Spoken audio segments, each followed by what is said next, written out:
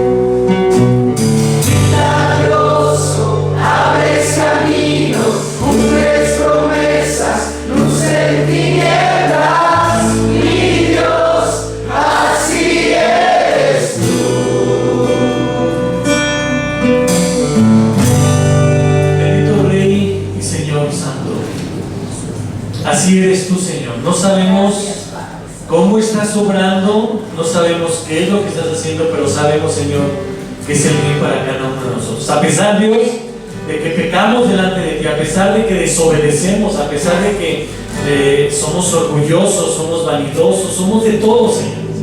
A pesar de ello, Padre, tú estás obrando, tú estás trabajando en nosotros porque buscas en nosotros una vida de santidad, Señor. Padre Santo, gracias por tu Espíritu Santo. Gracias, Señor, por tu palabra. Gracias, Dios, porque confiamos en que tú estás obrando en la vida de cada uno de mis hermanos. Estás obrando en esta iglesia, Señor. Gracias te damos por ello, Dios, porque tú no nos dejas, Padre Santo. En Cristo Jesús, Padre, te lo agradecemos. Amén. Amén.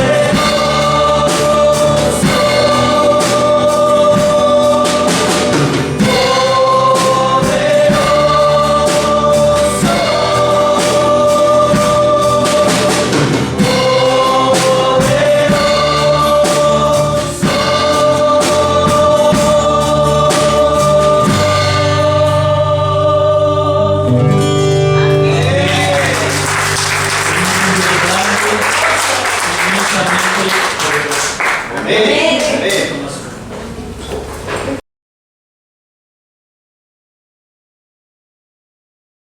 Y ese es el mes de la Reforma, el 31 de octubre de 1517, Martín Lutero clavó sus 95 tesis en la iglesia de Wittenberg, allá en Alemania, las cuales mostraban la profunda inconformidad que existía por la venta de indulgencias de la iglesia en Roma.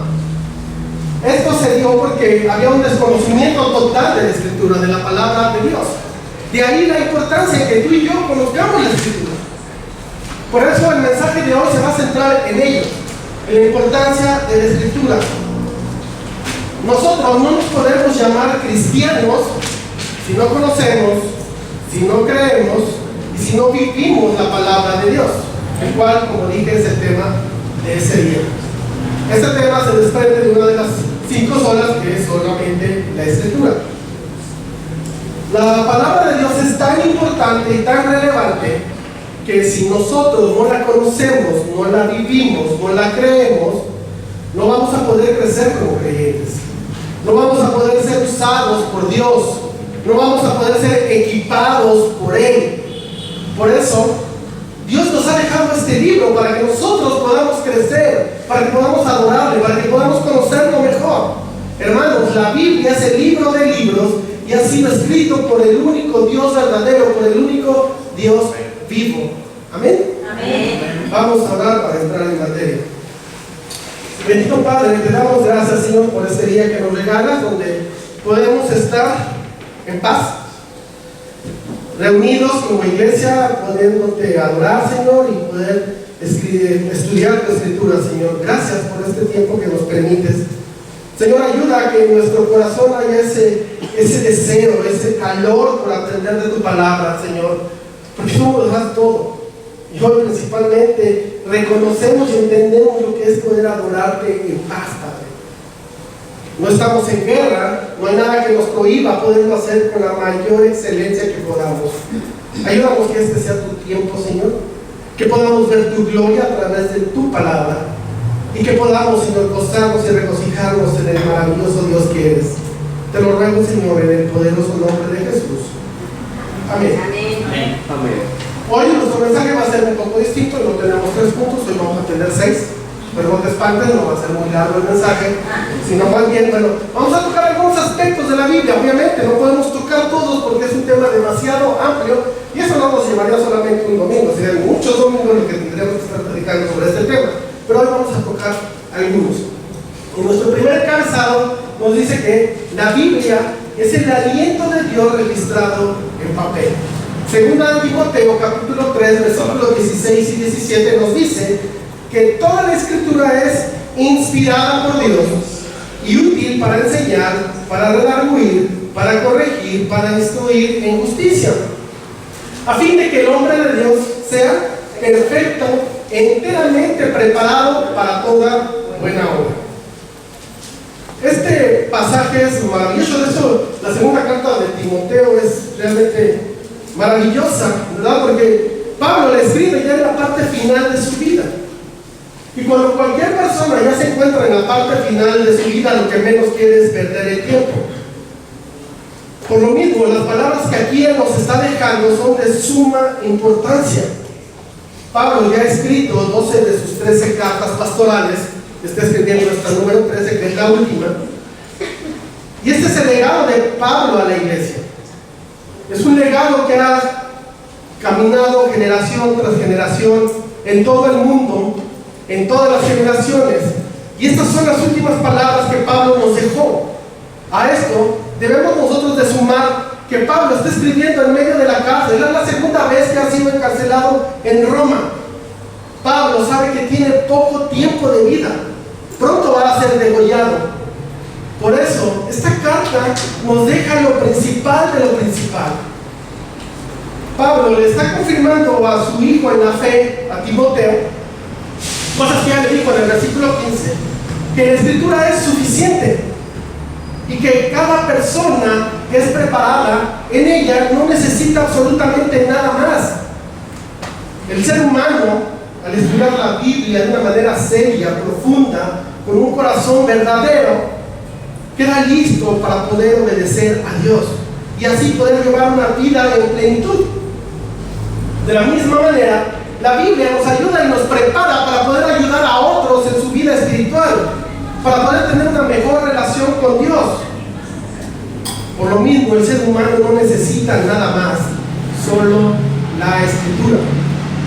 El texto nos está diciendo que la palabra de Dios es inspirada, y lo que nosotros tenemos que entender por inspirado es que la palabra de Dios la inspira para poder inspirar a otros hombres. Es decir, no es el hombre que le escribe en un momento de iluminación, sino es Dios quien está escribiendo, está inspirando, quien está dirigiendo las plumas de estos seres humanos. Por lo mismo, cada libro, cada capítulo, cada versículo, cada palabra, cada letra, cada tilde es dada por Dios, inspirando a los seres humanos.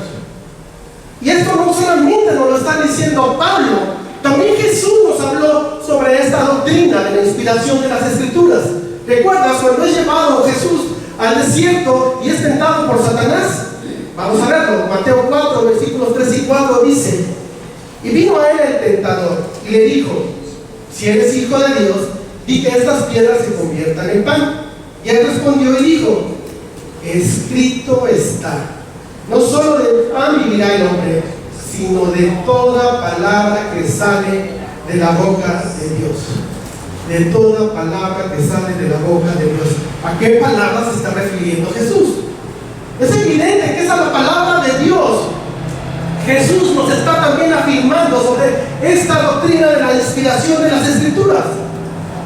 De manera que tú y yo debemos entender que en todos los pasajes de la Biblia vamos a tener a Dios como autor principal, pero también va a haber un autor secundario. Y este autor secundario es quien Dios ha elegido como su pluma para poder escribir lo que Dios quiere comunicarnos. Esto lo decidió el Señor, y lo interesante y lo maravilloso de esto es que Él lo decidió y no creó robots para escribir como tal, sino Dios permite que el carácter, el temperamento de este ser humano no sea alterado, no altera su vocabulario, y también es el resultado de su propia investigación y de su propia observación.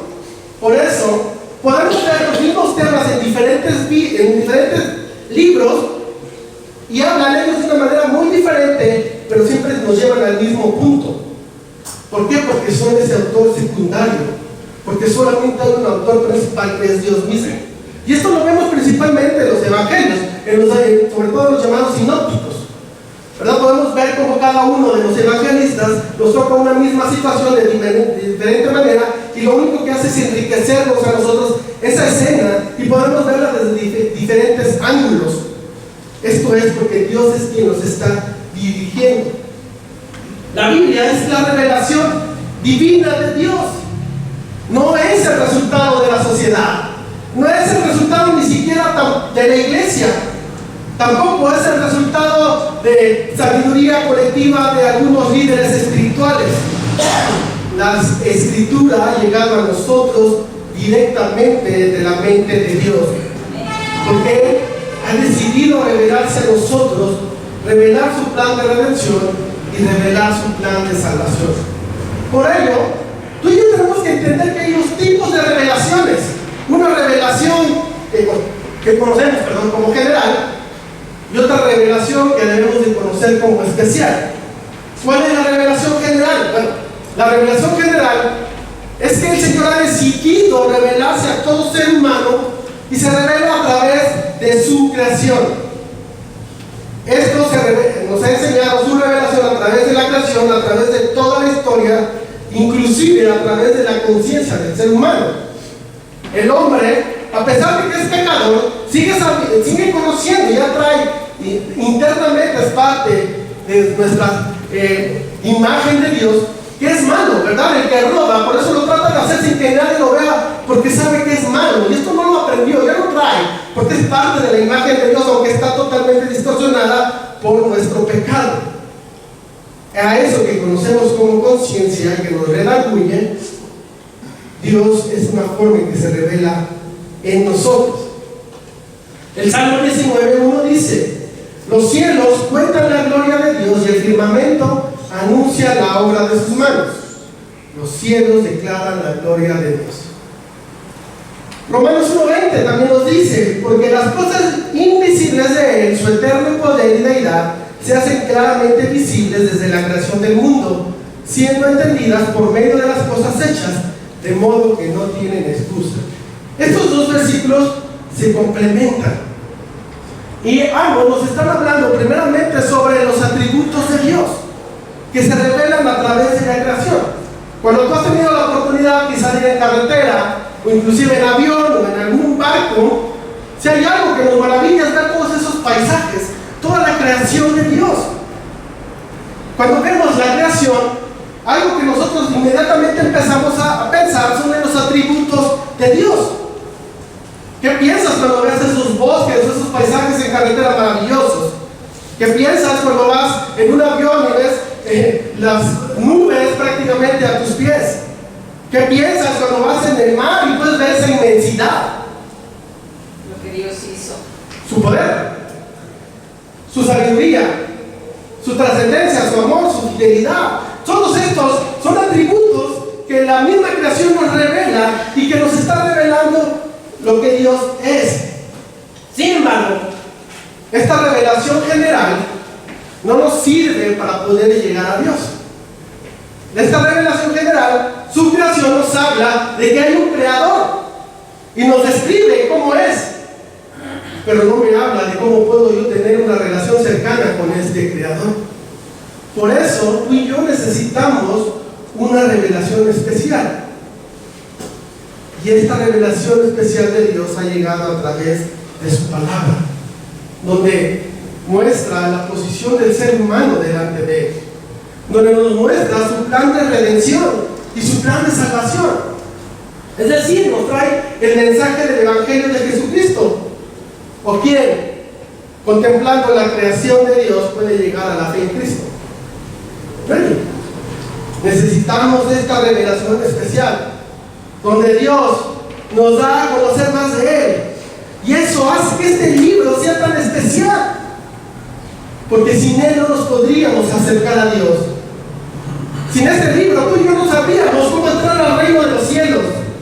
Sin este libro tú y yo no podríamos saber cómo crecer en gracia y en conocimiento de Cristo. Sin este libro tú y yo no sabríamos cómo podemos vivir de este lado de la eternidad. La Biblia es el mensaje directo de Dios que ha sido registrado por 40 autores aproximadamente y está plasmado en 66 libros. Charles Spurgeon, el llamado príncipe de los predicadores, dice que cada palabra está fija por el dedo de Dios, porque cada palabra fue dictada por el Espíritu Santo, aunque fue Moisés quien Dios empleó para escribir sus historias, pero fue Dios quien entró en esa pluma de fuego. Lo mismo sucede con David, porque David fue quien escribió. Al tocar su arpa fue inspirado y nos dejó maravillosos y hermosos salmos, pero fue Dios quien movió esta mano. Nuestro segundo encabezado: la Biblia es inerrante. Tito capítulo 1 versículo 2 nos dice: en la esperanza de la vida eterna, la cual Dios, que no miente, prometió desde antes de los principios, antes del principio de los siglos. Es decir, si la palabra proviene realmente de Dios, esta es inerrante. Esto significa que no tiene error y que no se equivoca. ¿Por qué? Porque Dios no comete errores, porque Dios es sin pecado, porque Dios es perfecto, porque Dios no miente. Él es perfecto, por lo tanto su palabra es perfecta, no se equivoca. Y esto tú y yo lo debemos de tener muy claro, porque la palabra de Dios no carece de absolutamente nada para estar completa. De esta manera, cuando tú y yo la estudiamos y somos genuinos en la querer aprender lo que Dios nos dice, no hay manera de que la Escritura nos guíe al error o al pecado. Esto nos confirma que Dios no hace nada malo. Nosotros somos los que nos equivocamos y los que vamos al pecado. Sin embargo, a pesar de ello, Dios en su palabra nos enseña que Él nos quiere restaurar. Y en esta, su perfecta palabra, tiene absolutamente todo para que tú y yo seamos restaurados completamente. Esto, si nosotros llevamos a la práctica el consejo de Dios. De esta manera, no hay forma que no lleguemos a ser las personas que Dios quiere que seamos. Solo la palabra de Dios puede hacer esto. Dios no miente, dice nuestro texto. Es imposible que mienta, a diferencia de nosotros que muchas veces hemos mentido, pero Dios no puede mentir, porque Dios no puede pecar jamás.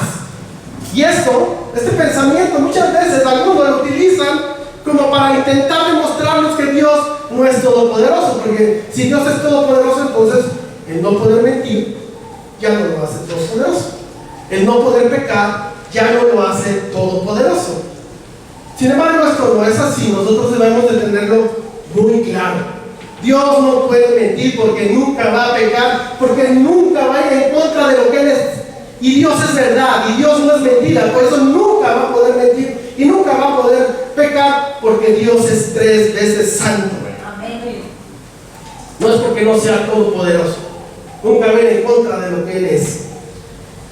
Por eso tú y yo podemos confiar en que su palabra es totalmente confiable. Hermanos, la Biblia nos registra aproximadamente 5.800 años de historia del hombre. Si yo no hice hoy la tarea, me confieso pecador, pero si tú me ayudas y haces esa multiplicación de 5.800 años por 365 días, nos va a dar un número de... Pues bueno, cada uno de esos días ha sido probada la Escritura. Día tras día ha sido probada la Escritura por diferentes hombres, intentando encontrar error alguno. Y muchos han escrito libros donde supuestamente hay errores de la Biblia, pero lo único que muestran es ignorancia, desconocimiento de la palabra. Porque nunca se ha podido encontrar realmente un error que sea verdadero en la Escritura durante todo este tiempo.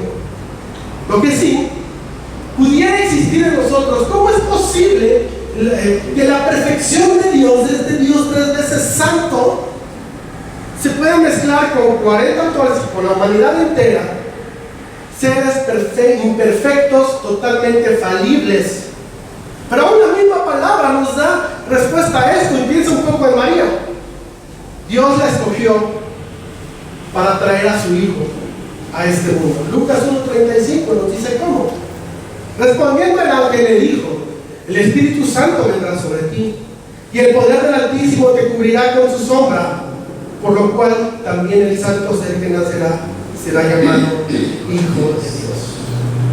Es decir, fue obra del Espíritu Santo, y es obra del Espíritu Santo quien consiguió dentro de ella. Y así podemos ver cómo Dios escoge a seres humanos, pecadores como María, y obrar a través de su Santo Espíritu.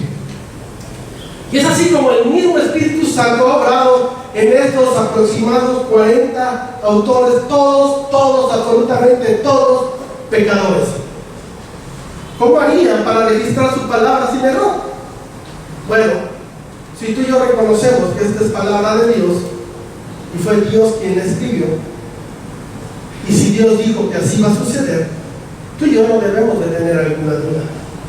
De manera que cuando Jesús nos habla de un reino de los cielos, y cuando Jesús nos habla de un lugar de tormento, de un infierno, es porque existe y porque así será. Así es que la palabra, la Biblia, debe tener autoridad sobre nuestra vida, porque es la palabra del Dios perfecto y debe de gobernar sobre nuestras iglesias y sobre todos nuestros ministerios. Es palabra de Dios únicamente. Por eso Pablo le escribe a los tesalonicenses en su primera carta, capítulo 4, versículo 15, diciendo: por lo cual os decimos esta palabra del Señor, que nosotros que vivimos, que habremos quedado hasta la venida del Señor, no precederemos a los que durmieron. Pablo dice esto: escribo, no porque sea mi palabra, no es ni siquiera la palabra de los apóstoles, no es palabra de la iglesia, es palabra de Dios. Y por ello la Biblia debe de ser el mayor árbitro en nuestras iglesias y sobre nuestras vidas. Por lo mismo, cada miembro de la iglesia, cada líder de esta iglesia debe de ser regido por la Escritura, porque la Biblia no es una opción. la Biblia habla con la soberanía de Dios, y por eso Cristo, cuando estaba en este mundo, corregía a los suyos por toda la serie de errores que cometían. Marcos 7, capítulo 7, versículos del 8 al 13 dice: porque dejando el mandamiento de Dios, os aferráis a la tradición de los hombres, los lavamientos de los jarros y de los vasos de beber, y hacéis otras muchas cosas semejantes. Les decía también: bien invalidáis el mandamiento de Dios para guardar vuestra tradición. Porque Moisés dijo: honra a tu padre y a tu madre, y el que maldiga al padre o a la madre muera irreversiblemente. Pero vosotros decís: basta que diga un hombre al padre o a la madre, es corbán, que quiere decir de ofrenda a Dios. Todo aquello con que pudiera ayudarte, y no lo dejáis hacer más por su padre o por su madre, invalidando la palabra de Dios, gracias, con vuestra tradición que habéis transmitido, y muchas cosas hacéis semejante a estas.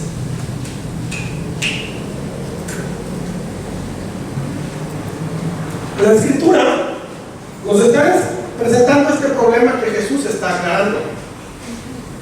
Y esto es porque los fariseos habían creado una tradición donde su amor por el dinero, ¿verdad?, los llevaba a llevar tradiciones totalmente opuestas a la Escritura. Es decir, ponían su pensamiento por encima de ella. ¿Qué es lo que está corrigiendo aquí Jesús? Bueno, ¿qué es lo que pasaba?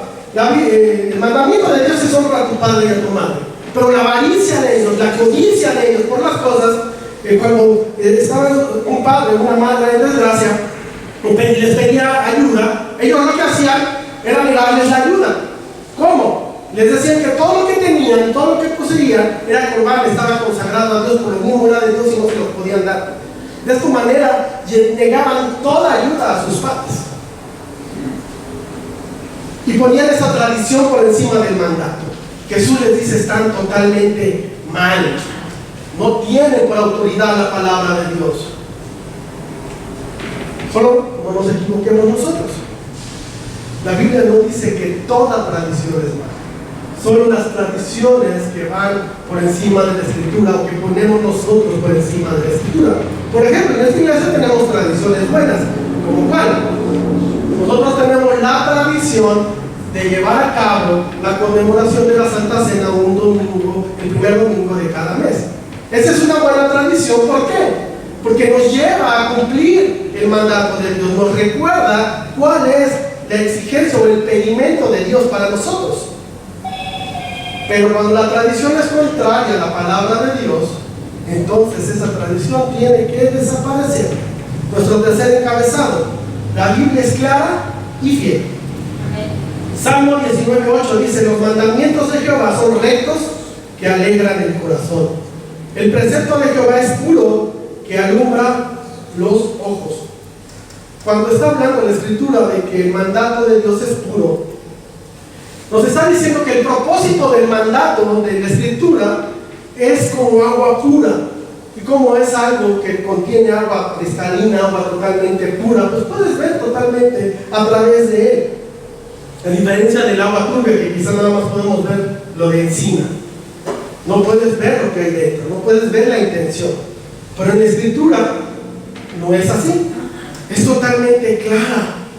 Porque Dios nos ha dado un evangelio totalmente claro y una salvación totalmente clara, de manera que todos lo podemos ver y lo podemos entender y sabemos cuál es la intención. Por lo mismo, tú y yo no necesitamos ser muy letrados, no necesitamos ser muy inteligentes. Nosotros necesitamos la sed de conocer a Dios, y de esta forma podremos entender su palabra, porque Dios en su perfección sabe comunicarse perfectamente, a diferencia que a nosotros nos cuesta más trabajo. Mateo 19:3-4 dice: entonces vinieron a él los fariseos, tentándole y diciéndole: ¿es lícito al hombre repudiar a su mujer por cualquier causa? Él respondió y les dijo: ¿no habéis leído que el que los hizo al principio, varón y hembra, los creó? Jesús les dice: eres un ignorante, aparte de que tuerzas las Escrituras palabras, si desconoces lo que la palabra dice es porque no lees, no es porque no entiendas. Porque la Escritura es muy clara. A eso le sumas que el hombre es que quiere torcerla, quiere complicarla. Aquí en el grupo de los martes, llevamos ya varios meses leyendo un libro sobre la adoración, y ha sido un libro que nos ha servido de bendición porque nos ha abierto mucho este concepto. Pero cuando lo estamos leyendo, todos debemos de estar con nuestros sentidos muy atentos, con toda nuestra teología aquí enfrente, perfectamente atentos para poder filtrar todo lo que este libro nos está queriendo enseñar. Recordemos las palabras de la misma Escritura: retener lo bueno y desechar lo malo.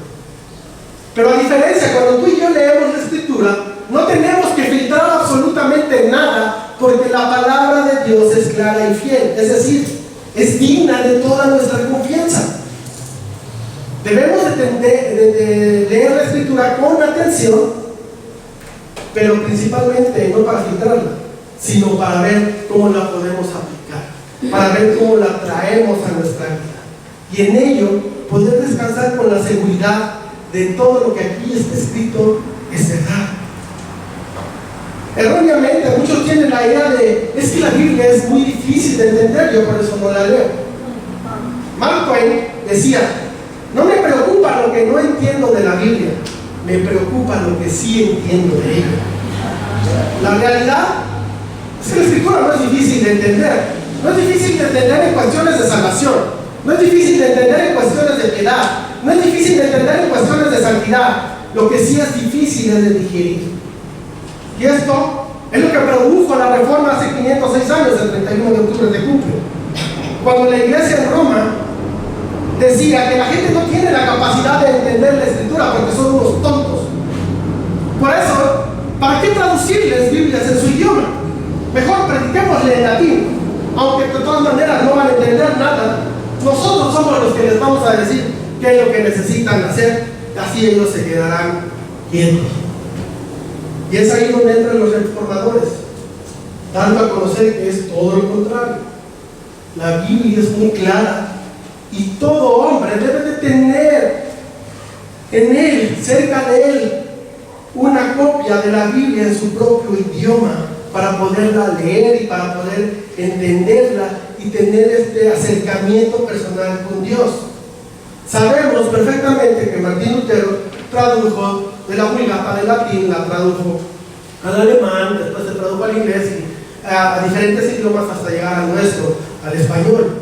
De esta manera, cualquier persona que le interese conocer a Dios de una manera verdadera, genuina, fiel, con profundidad, va a tener más conocimiento que el mismo Papa en Roma. Y eso es lo que hoy tenemos. Hoy tenemos dentro del protestantismo a personajes con muchísimo más conocimiento de Dios que el mismo Papa en Roma. ¿Por qué? Porque la Biblia es clara. Qué difícil es de entender eso. ¿Acaso no es claro? ¿Qué más claro es que la Biblia nos diga que todo ser humano es un gran pecador, pero que Dios nos ha dado a un gran Salvador en Cristo? Qué difícil es entender eso. Eso no tiene nada difícil para entender, pero sí es muy difícil para digerirlo. Dios ha inspirado su palabra para convertir al hombre sencillo en un hombre sabio, así nos lo relata el Salmo 119, versículos del 98 al 100, donde dice: me has hecho más sabio que mis enemigos con tus mandamientos, porque siempre están conmigo. Más que todos mis enseñadores he entendido, porque tus testimonios son mi meditación. Más que los viejos he entendido, porque he guardado tus mandamientos.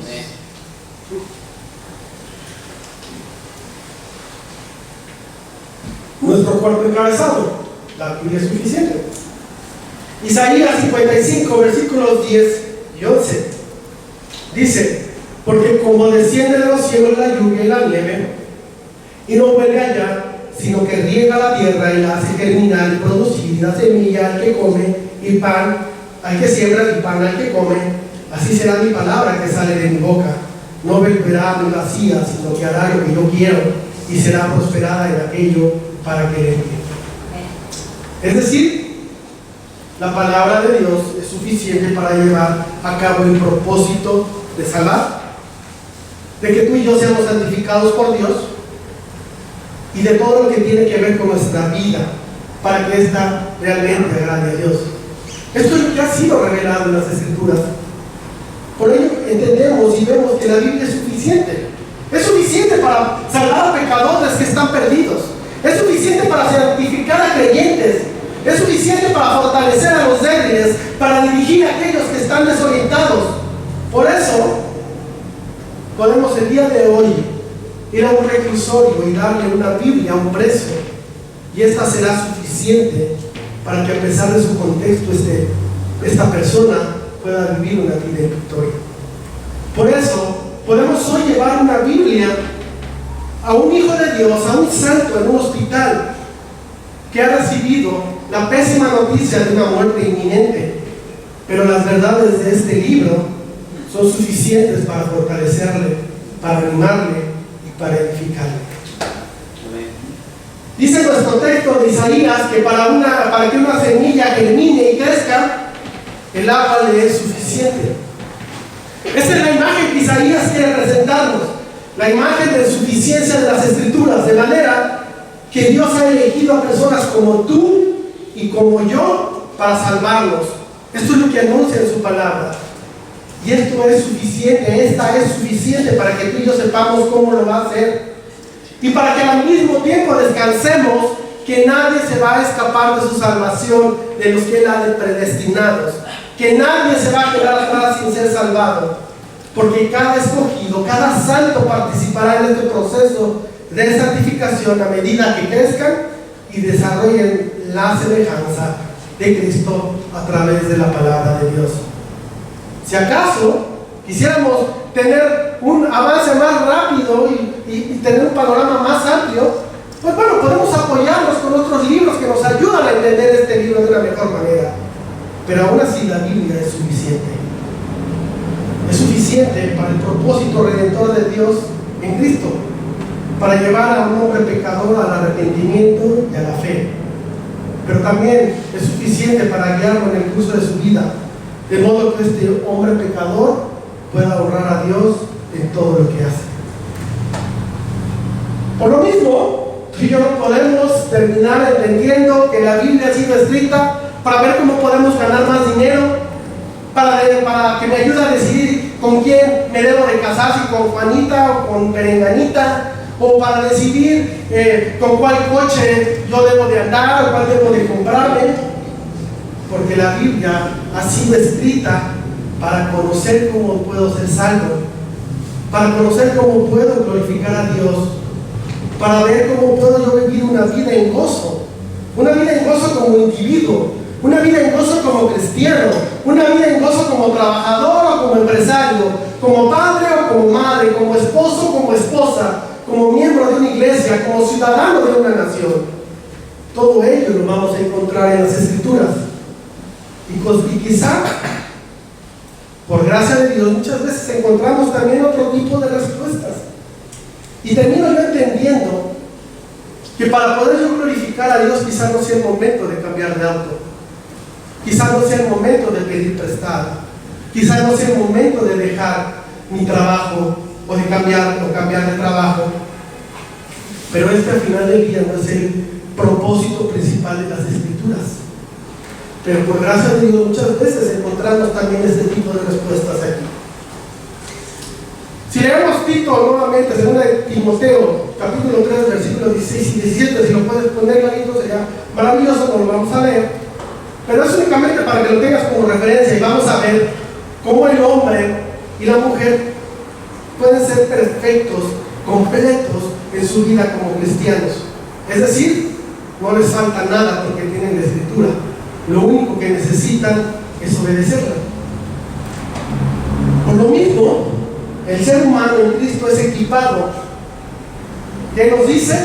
Para algunas obras, para las que yo pueda hacer, para poquitas obras, para toda, absolutamente toda buena obra que Dios nos pide que hagamos dentro de su voluntad. Así que la palabra de Dios te hace apto y te equipa para cumplirla. Esto lo podemos entender un poco, quizá un poco mejor, como hoy que venimos para adorar a Dios, para alabarle, y Él te ha equipado para hacerlo de manera correcta, como Él quiere ser alabado.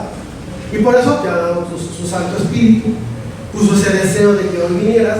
Todos sabemos que no estamos aquí solo porque teníamos ganas, Él ha movido nuestros corazones, pero no para ahí.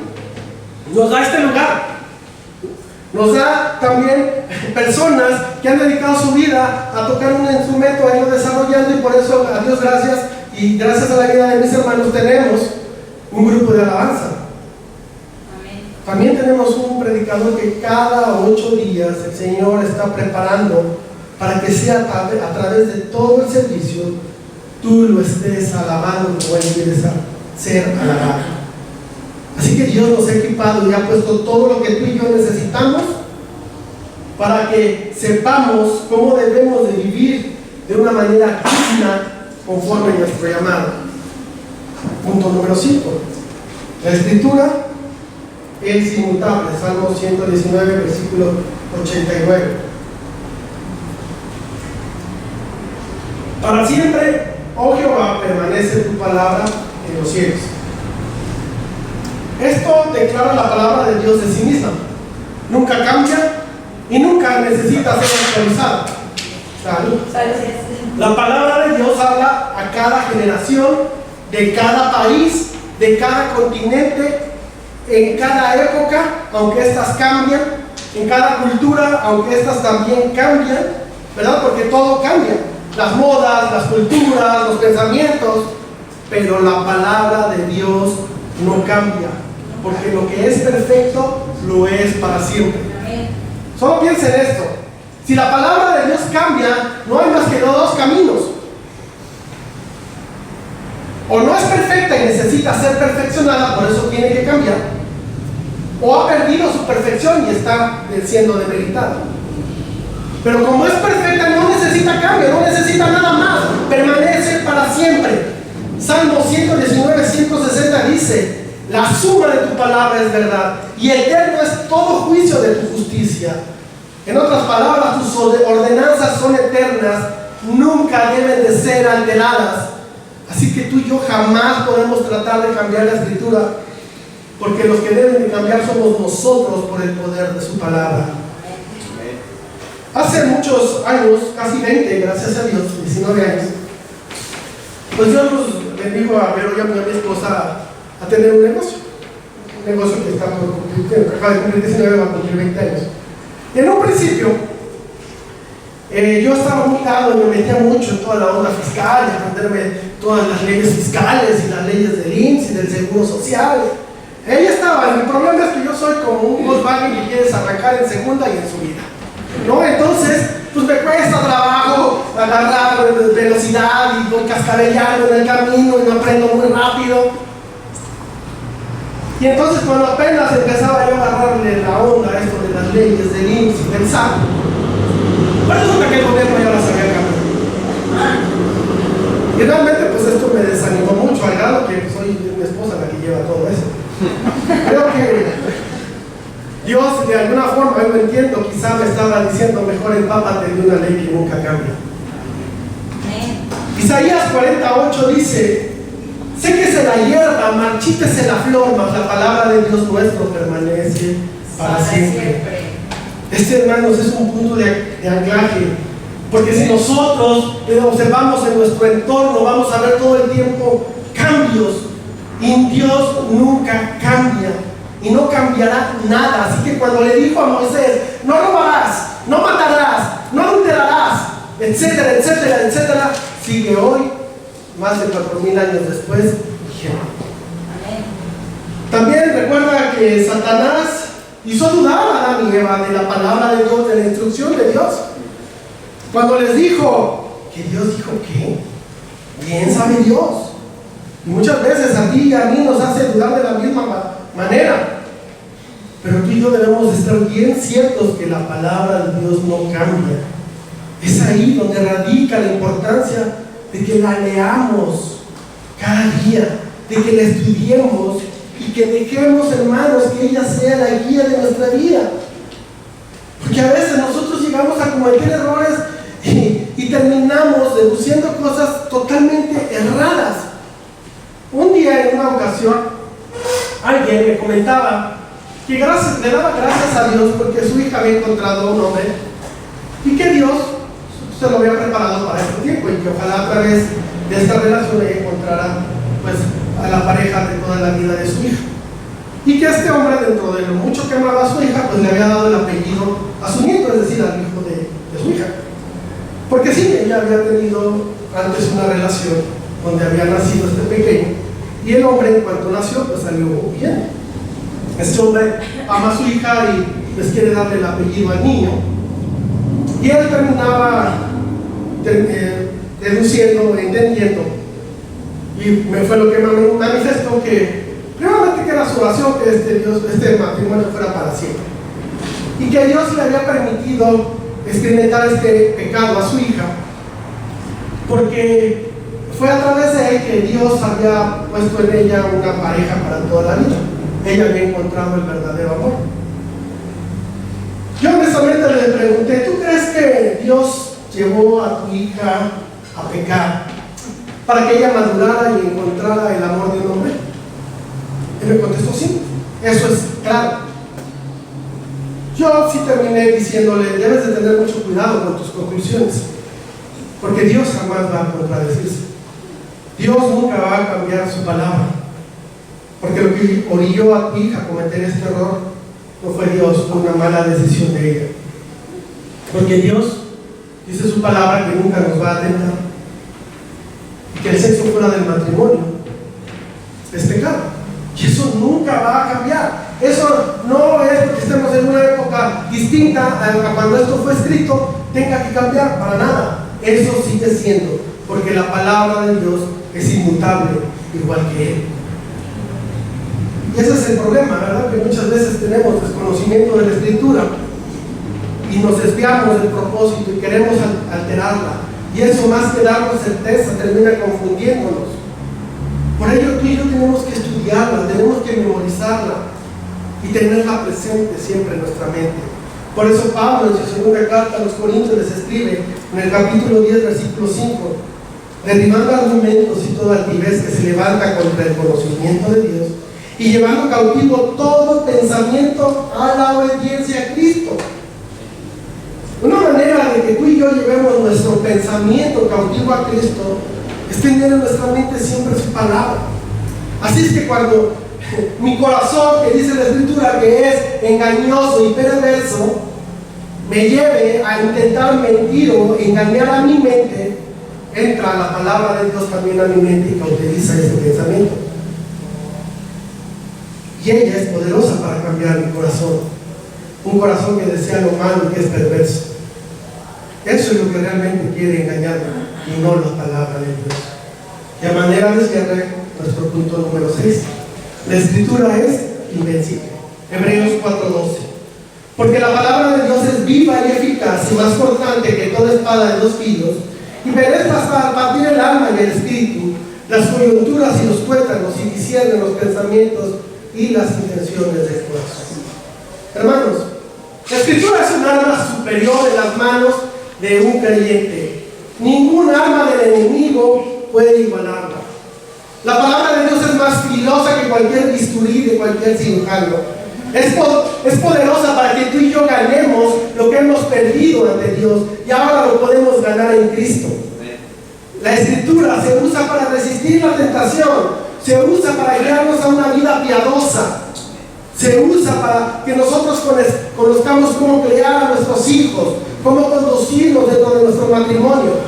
Efesios 6, capítulo 17, nos dice que es la última pieza de la armadura de Dios que le da al creyente, y es la única pieza que es a la ofensiva.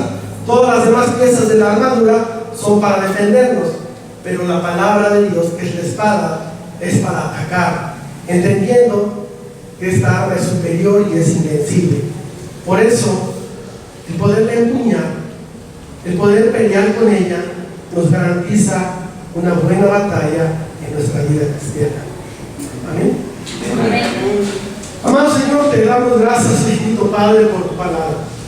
Tu palabra que nos enseña cómo deben de ser nuestros pasos, nuestro camino, nuestro andar, nuestro pensar, cada una de las decisiones como hijos tuyos que tenemos que tomar, Señor, tú nos las das para poder crecer en santidad, para poder crecer en amor a ti, para poder crecer en compañerismo y en amor entre nosotros. Gracias, Señor, por tu guía, por tu palabra, por tu consejo, porque eso nos ayuda a podernos enamorar más de ti, Padre, ver ese maravilloso Dios que tú eres, ese amor que nos has dado, que se refleja en la forma en que enviaste a tu Hijo, Señor, haciéndolo igual a nosotros como un ser humano y muriendo de una manera tan tremenda, y que Él también fue llevado nuevamente a su gloria, pero que su gloria ahora será compartida con nosotros. No lo merecemos, Señor, pero es algo que tu palabra nos promete y nosotros confiamos en ella. Ayúdanos a que esa confianza, en lugar de que mengue, aumente cada día más, y que los ataques del enemigo y todas las cosas que nos llegan desde el exterior no hagan mella en nosotros, sino que todo lo contrario, a través de esta espada nosotros podamos vencer y anclarnos cada día mejor y de mayor manera en tu palabra. Gracias, Señor, porque todas las maneras que a veces no entendemos y llevaste en el siglo XVI a toda una lucha de ciertos hombres que tú utilizaste para que hoy podamos tenerla aquí con nosotros guardada, Señor, y poderla estudiar y poderla tener en nuestras manos y poder conocer tu consejo y poder conocer lo maravilloso que eres, Señor. Así como hoy, Dios, estás llevando al pueblo de Israel a una guerra que no entendemos, pero que tu palabra nos enseña que es un pueblo que no va a conocer la paz y que habrá un tiempo de persecución terrible para ellos. Por eso también nuestra oración hoy es con ellos, no pidiendo que cambies tu palabra, porque hemos visto que tu palabra no va a cambiar, pero para que nos hagas sabios y para que puedas doblar ese corazón de roca y reconocer que el Mesías ya llegó hace 2000 años, que tú lo enviaste, que lo que reconozca también como su Salvador. Bendito seas, Padre, en el poderoso nombre de Jesús. Amén. Amén. Muy bien, mis hermanos, vamos a ponernos de pie.